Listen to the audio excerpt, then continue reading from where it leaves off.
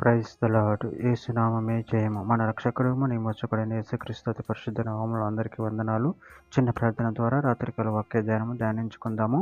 పరిశుద్ధుడ మహాగణుడు అని దేవ యేసయ్య సర్వాధికారినైనా మీకే వేలాది వందనములు కృతజ్ఞత స్తోత్రం చెల్లించుకుంటున్నాను తండ్రి. నేను ఈ రాత్రికాల సమయంలో ప్రభు వాక్యభాగం ధ్యానిస్తుండగా వాక్యభాగం అర్థమవుట్లు సహాయం చేసి మీ కృపలో బలపరిచి మీకు మాదిరిగా మమ్మల్ని నడిపించమని చిన్న ప్రార్థన నామములో అడిగి వేడుకుంటున్నాను తండ్రి. Amen amen. తెస్సలోనికీయులకు రాసిన 2వ పత్రిక 1వ అధ్యాయం 12వ వచనము. మేలు చేయవలెనని మీలో కలుగు ప్రతి ఆలోచనను విశ్వాసయుక్తమైన ప్రతి కార్యమును బలముతో సంపూర్ణం చేయుచు మన దేవుడు తన పిలుపునకు మిమ్మల్ని యోగ్యులుగా ఎంచునట్లు మీ కొరకు ఎల్లప్పుడూ ప్రార్థించుచున్నాము. ఆమె దేవుడి వాక్యభాగం దీవించును గాక.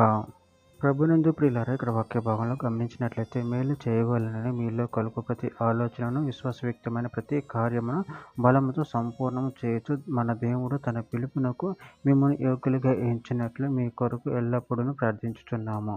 అదేవిధంగా వాక్య భాగంలో గమనించినట్లయితే పేతురు రాసిన మొదటి పత్రిక 4వ అధ్యాయం 14వ వచనం.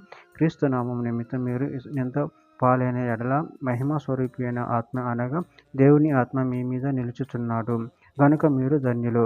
కీర్తనల గ్రంథం 72వ అధ్యాయం 17వ వచనం.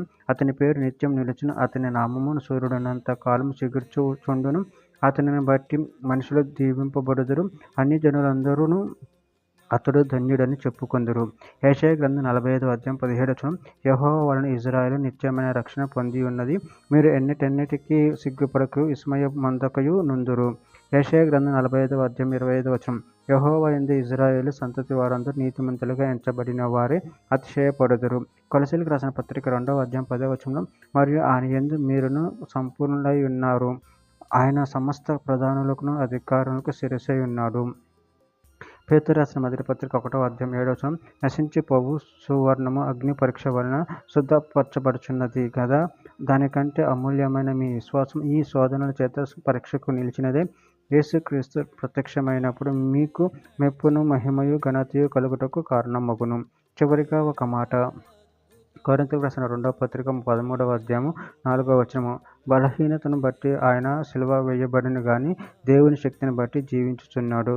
మేమును ఆయన యందుండి బలహీనులమై ఉన్నాము గాని మీ ఎడల దేవుని శక్తిని బట్టి ఆయనతో కూడా జీవం గలవారము. ఆమె దేవుడు వాక్యభాగం దీవించిన గాక. చిన్న ప్రార్థన చేసుకుందాము.